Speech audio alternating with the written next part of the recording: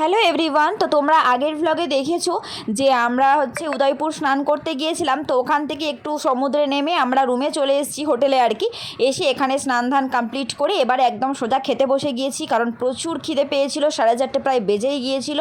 তো এখানে সাদা ভাত, স্যালাড, আলু ভাজা, ডাল আর মাছ ছিল। তো এটা দিয়েই আমরা লাঞ্চটা কমপ্লিট করেছি।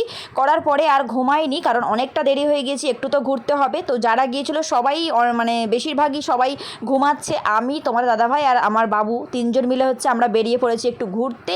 তো ঢেউসাগর এখানে চলে এসেছি। সাগরের এখানটায় সুন্দর করে কিন্তু লাইটিং করেছে, বেশ ভালো লাগছে। তো বেশ মানে একদম ঠান্ডা ঠান্ডা হাওয়া বইছিল, যেহেতু সন্ধ্যের টাইমে বেশ 2-3 জনে কিন্তু খুব কোয়ালিটি টাইম স্পেন্ড করেছি আমরা, খুব ভালো লেগেছে।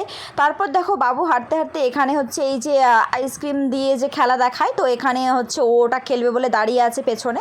তারপর দেখো খেলাধুলা হয়ে গেল বাবুর। তারপরে এখানে সুন্দর করে লাইটিংগুলো করেছিল। আগেরবার যখন এসেছিলাম এরকম সুন্দর সুন্দর কিন্তু লাইটিং অতটা ছিল না।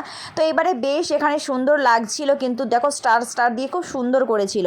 তারপর দেখো খাওয়া দাওয়া কিছু করে আর বাবুর কেনাকাটা কিছু ছিল, খেলা টেলা এগুলো কিনে আমরা রুমে চলে এসেছি।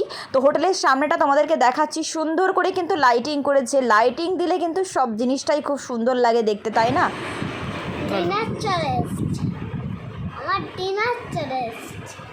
তাই তোমার ডিনার চলে এসছে ঠিকই, বাবুর এখানে ডিনার রেডি।